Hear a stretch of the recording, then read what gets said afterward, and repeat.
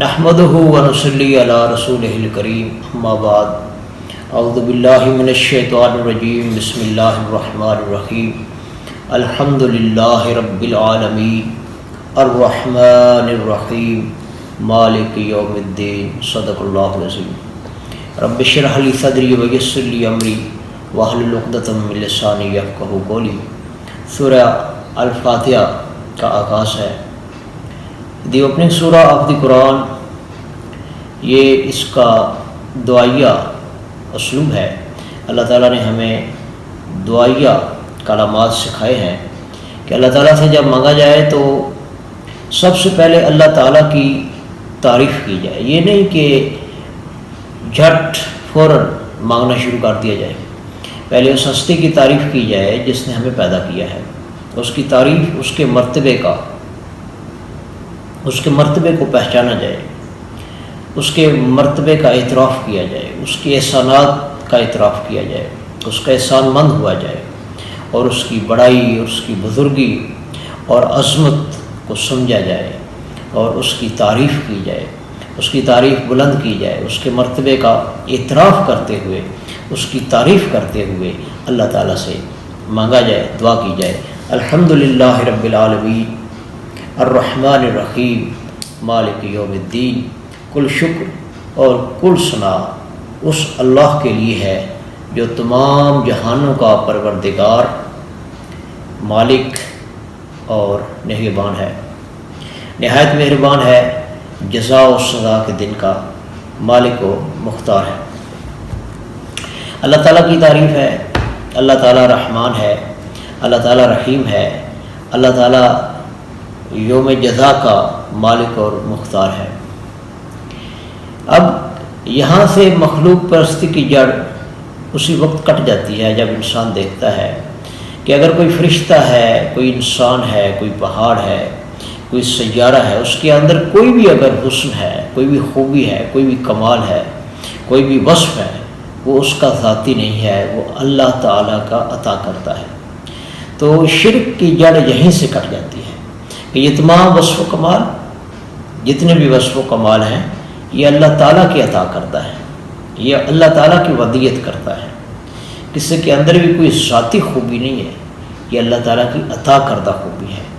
زمین ہے، نظام شمسی ہے، آسمان ہے، سیارے ہیں، کہکشائیں ہیں، یہ جو کچھ بھی ہے اس نے بنایا ہے۔ یہ ساری تخلیق اللہ تعالیٰ کی ہے۔ کوئی انسان ہے، کوئی فرشتہ ہے، کوئی بھی ہے، اس کے اندر جو بھی خوبی ہے، حسن ہے، کمال ہے، وہ اللہ تعالیٰ کا عطا کرتا ہے۔ الرحمن الرحیم، جو نہایت مہربان، نہایت رحم کرنے والا ہے۔ رحمان مبالغہ کا صیغہ ہے، فعلان کے وزن پر ہے۔ عرب جب کسی چیز کی انتہا کو اور شدت کو بیان کرتے ہیں تو وہ اس صیغہ پر الفاظ کو لاتے ہیں۔ رحمان وہ ذات جس کی رحمت ٹھاٹھے مارتے ہوئے سمندر کی مانند ہے، اور رحیم فعیل کے وزن پر ایسی صفت جس کے اندر دوام پایا جائے، یعنی دریا کی طرح رواں دوام۔ یہ نہیں ہے کہ رحمت کسی خاص درجے میں یا کسی خاص لمحات کے اندر، ٹھاٹھے مارتا ہوا سمندر رحمت کا، اس کے اندر دوام ہے، دریا کی طرح اس کے اندر روانی ہے، ہمیشہ کے لیے اللہ تعالیٰ کی رحمت رواں دواں ہے۔ جب عرب کے اندر ذکر کیا گیا الرحمن تو انہوں نے سوال کیا مر رحمان، کیونکہ وہ رحمان کے نام سے تو واقف نہیں تھے، اللہ کے نام سے واقف تھے۔ تو فرمایا قل ادعوا اللہ او ادعوا الرحمن ایما تدعوا فلہ الاسماء الحسنی، تم اللہ کہہ کر پکارو یا رحمان کہہ کر پکارو، سب اسی کے نام ہیں، سب بہترین نام اسی کے ہیں۔ یہ تمام صفات و کمال اسی ذات کے اندر موجود ہے۔ اس میں جو اللہ ہے اس کے تین معنی ہیں۔ عوام کے ہاں حاجات اور مشکلات کو دور کرنے کے لیے اور رزق کے لیے جس کو پکارا جاتا ہے وہ اللہ ہے، اور ایک اور معنی بھی اللہ تعالیٰ کا ہے کہ والذین آمنوا اشد حبا للہ، یہ صوفیاء کرام کے نزدیک ہے کہ والذین آمنوا اشد حبا للہ، کہ وہ ایسی ذات جس سے شدید ترین محبت کی جائے۔ اور فلاسفہ کے ہاں یہ تصور کہ اللہ تعالیٰ کی حقیقت جو ہے، یہ اللہ تعالیٰ کی کنہوں سے کوئی واقف نہیں ہو سکتا۔ لا تدرکہ الابصار وہو یدرک الابصار، وراء الوراء ثم وراء الوراء، یعنی اس کے بارے میں سوچ کر سوائے تحیر کے اور کچھ حاصل نہیں ہو سکتا۔ یہ فلاسفہ کے ہاں تصور ہے۔ مالک یوم الدین، وہ جزا و سزا کے دن کا مالک ہے، مختار مطلق ہے۔ قیامت کے دن انسانوں کے اعمال کے مطابق جزا اور سزا کے فیصلے ہوں گے۔ کوئی کسی کو مطلقاً کہیں سے اس دن کوئی ایسی مدد نہیں ملے گی یا کوئی سفارش یا کوئی دے دلا کر چھوٹ سکے گا، یہ ایسا نہیں ہوگا۔ ہاں سفارش ہوگی مگر اس کی اجازت سے، اجازت کے بغیر کوئی اس کے ہاں سفارش بھی نہیں کر سکتا۔ تو فرمایا جائے گا اس دن لمن الملک اليوم، آج بتاؤ کس کی بادشاہی اور کس کا اختیار ہے؟ للہ الواحد القہار، للہ الواحد القہار، اس اللہ کے ہاتھ میں ہے جو اکیلا ہے اور جو پوری کائنات پر چھایا ہوا ہے۔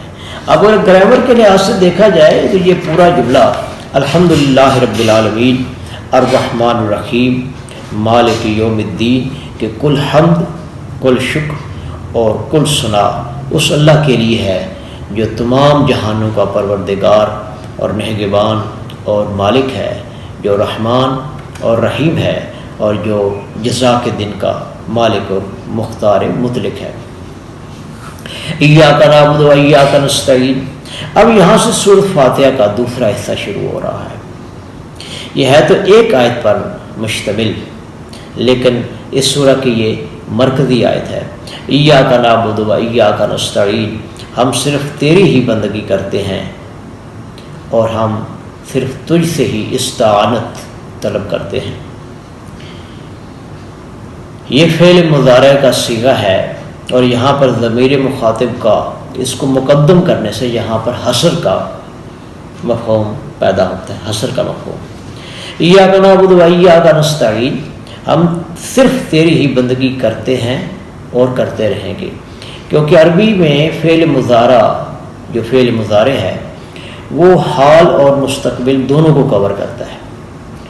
ایاک نعبد و ایاک نستعین، اے اللہ ہم تیری ہی عبادت کرتے ہیں اور کرتے رہیں گے، اور تجھ ہی سے مدد مانگتے ہیں اور مانگتے رہیں گے۔ یہ بہت بڑی ایک دعا ہے اللہ تعالیٰ سے، یہ بہت بڑا ایک عہد و پیمان ہے رب تعالیٰ سے کہ اللہ ہم تیری ہی بندگی کریں گے، تیری ہی عبادت کرتے ہیں اور کرتے رہیں گے، تجھ سے ہی مدد مانگتے ہیں اور مانگتے رہیں گے۔ یہ فیصلہ کر لینا تو آسان ہے کہ تیری بندگی کریں گے، تیرے علاوہ کہیں کوئی اور ہاتھ نہیں پھیلائیں گے، یہ ماتھا کسی اور جگہ نہیں ٹیکیں گے۔ یہ عہد و پیمان کر لینا تو آسان ہے، لیکن اس کو نبھانا یہ آسان نہیں ہے۔ یہ شہادت کے الفت میں قدم رکھنا ہے۔ لوگ آسان سمجھتے ہیں مسلمان ہونا۔ اللہ کی بندگی کے جو تقاضے ہیں ان کو پورا کرنا آسان نہیں ہے۔ اللہ تعالیٰ کی بندگی کے تقاضوں کو پورا کرنا آسان نہیں ہے۔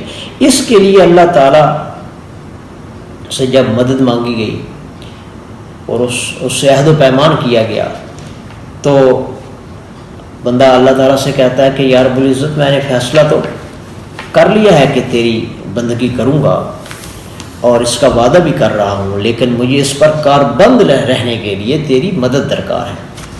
چنانچہ نبی پاک علیہ الصلوۃ والسلام کے اذکار معصورہ میں بھی ہر فرض نماز کے بعد ایک ذکر رب اعنی علی ذکرک و شکرک و حسن عبادتک، اس کا ذکر ملتا ہے سنن نسائی کتاب الصحف کے اندر کہ پروردگار میری مدد فرما کہ میں تجھے یاد رکھ سکوں، تیرا شکر ادا کر سکوں اور تیری بندگی آسان طریقے سے بجا لاؤں، تیری مدد کے بغیر یہ میں نہیں کر سکوں گا۔ ایاک نعبد و ایاک نستعین، یہ ایک ایسی آیت ہے کہ جب بھی آپ اس آیت کو پڑھیں ایک خاص کیفیت ہمارے اوپر طاری ہونی چاہیے، ایک کپ کپی طاری ہونی چاہیے۔ کہ کتنا بڑا عہد و پیمان ہم اپنے رب تعالیٰ سے کر رہے ہیں کہ ہم یا اللہ تیری بندگی کریں گے اور ہمیشہ کرتے رہیں گے اور تجھ سے ہی مدد مانگیں گے اور ہمیشہ تجھ سے ہی مدد مانگتے رہیں گے. یہ اب عہد و پیمان اللہ تعالیٰ سے ہم کر رہے ہیں. تو اس عہد و پیمان کے لیے ہم عہد و پیمان تو کر رہے ہیں اللہ تعالیٰ سے. اب اس عہد و پیمان کو نبھانے کے لیے ہم اللہ تعالیٰ سے استقامت مانگیں گے, سیدھے راستے کی دعا کریں گے, اس پر چلنے کی دعا کریں گے. اب دیکھا جائے تو ہم دعائے قنوت کے اندر جو کچھ اللہ تعالیٰ سے مانگتے ہیں, کبھی اگر اس پر گہرائی میں غور و فکر کیا جائے, جو دعائے قنوت کے اندر اللہ تعالیٰ سے مانگا جاتا ہے, کہا جاتا ہے کہ اللہم انا نستعینک ونستغفرک ونؤمن بک ونتوکل علیک ونثنی علیک الخیر ونشکرک ولا نکفرک ونخلع ونترک من یفجرک اللہم ایاک نعبد ولک نصلی ونسجد والیک نسعی ونحمد ونرجو رحمتک ونخشی عذابک ان عذابک بالکفار ملحق. اللہم انا نستعینک, اے اللہ ہم تجھ سے ہی مدد چاہتے ہیں, ونستغفرک, اور تجھ سے اپنے گناہوں کی مغفرت طلب کرتے ہیں, ونتوکل علیک, اور ہم تجھ پر توکل کرتے ہیں, ونؤمن بک, تیرے اوپر ایمان لاتے ہیں, ونتوکل علیک, اور تجھ پر توکل کرتے ہیں, ونثنی علیک الخیر, اور تیری ہی تعریف کرتے ہیں, ونشکرک, اور تیرا شکر ادا کرتے ہیں, ولا نکفرک, اور تیری ناشکری نہیں کرتے, ونخلع ونترک من یفجرک, اور ہم علیحدہ کر دیتے ہیں اور چھوڑ دیتے ہیں ہر اس شخص کو, ہر اس آدمی کو جو تیری نافرمانی کرتا ہے. اللہم ایاک نعبد, اے اللہ ہم تیری ہی عبادت کرتے ہیں, ولک نصلی, اور تیرے لیے ہی نماز پڑھتے ہیں, ونسجد, اور سجدہ کرتے ہیں, والیک نسعی, اور ہم تیری ہی طرف کوشش کرتے ہیں, ونحفظ, اور ہم حاضری دیتے ہیں, ونرجو رحمتک, اور ہم تیری رحمت کے امیدوار ہیں, ونخشی عذابک, اور ہم تیرے عذاب سے ڈرتے ہیں, ان عذابک بالکفار ملحق, کہ بے شک تیرا عذاب کافروں کو پہنچنے والا ہے. واقعہ یہ ہے کہ اس دعا کو پڑھتے ہوئے ایک لرزہ کی کسی کیفیت طاری ہو جانی چاہیے کہ ہم کتنا بڑا عہد و پیمان رب تعالیٰ سے کر رہے ہیں, کتنی بڑی بڑی باتیں اپنے ہم زبان سے نکال رہے ہیں, لیکن کیا اس کو ہم پورا کرتے ہیں؟ کیا جو اللہ تعالیٰ کی نافرمانی کرتا ہے کیا اس سے ہم ترک تعلق کرتے ہیں؟ کہتے ہیں دوست ہے, رشتہ دار ہے, وہ اپنی جگہ, ہم اپنی جگہ, کیا کریں؟ تو یہ اس صورت پر سے اس پر کاربند رہ سکتا ہے جب اللہ تعالیٰ کی مدد اس کے شامل حال ہو جائے. اب سورہ فاتحہ کا تیسرا حصہ ہے, یہ 3 آیات پر مشتمل ہے, تاہم جملہ ایک ہی بنتا ہے, اہدنا الصراط المستقیم صراط الذین انعمت علیہم غیر المغضوب علیہم ولا الضالین آمین. اے رب ہمارے اہدنا الصراط المستقیم, اے رب ہمارے ہمیں ہدایت بخش سیدھی راہ کی, صراط الذین انعمت علیہم, راہ ان لوگوں کی جن پر تیرا انعام ہوا, غیر المغضوب, جو نہ تو مغضوب ہوئے, ولا الضالین, اور نہ گمراہ. اب دیکھیے یہاں ایاک نستعین کی ہی تشریح کے میں یہ 3 آیتوں کے اندر ہے کہ جو ہم اللہ تعالیٰ سے استعانت طلب کر رہے ہیں اس کی تشریح ان 3 آیتوں کے اندر ہے. ہمیں اللہ تعالیٰ سے کیا مدد چاہیے؟ دولت چاہیے, پیسہ چاہیے, زمین چاہیے؟ کیا نہیں, ہمیں ہدایت چاہیے, ہمیں ہدایت چاہیے, ہمیں سیدھا راستہ چاہیے کہ اللہ تعالیٰ ہمیں سیدھا راستہ. ہدایت کے 3 درجے ہیں کہ سیدھا راستہ دکھا دیا جائے, دوسرا ہے کہ پہلا ہے کہ بتا دیا جائے, دوسرا دکھا دیا جائے, تیسرا ہے کہ انگلی پکڑ کر اس پر چلایا جائے. یہ 3 ہدایت کے درجات ہیں.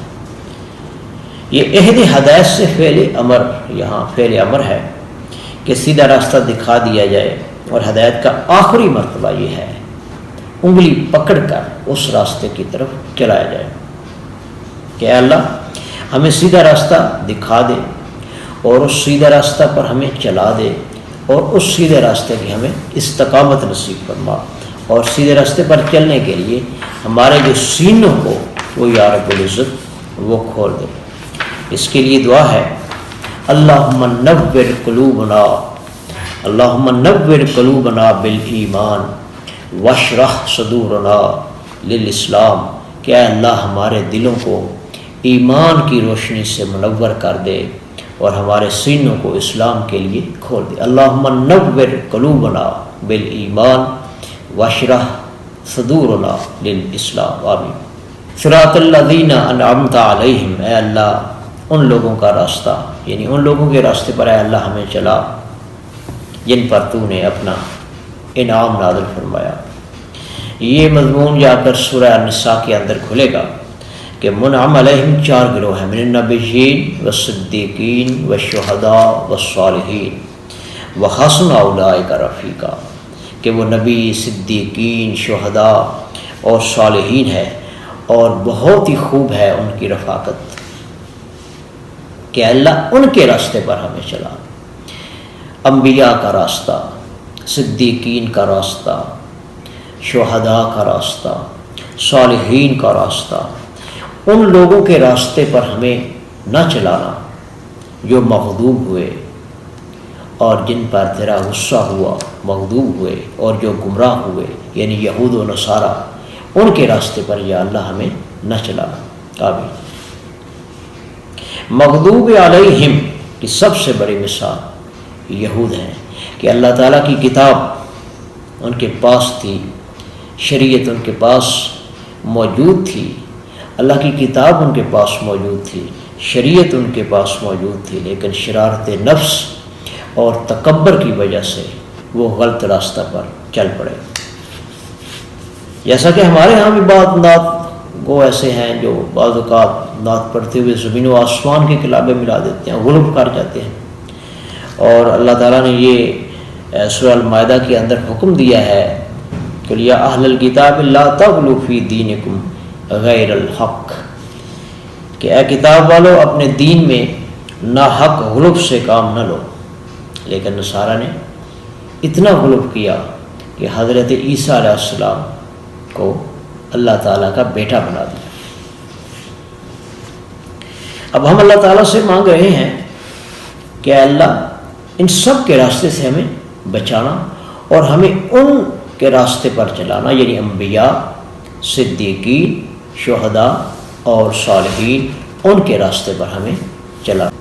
سبحان ربک رب العزت عما یصفون وسلام علی المرسلین والحمد للہ رب العالمین۔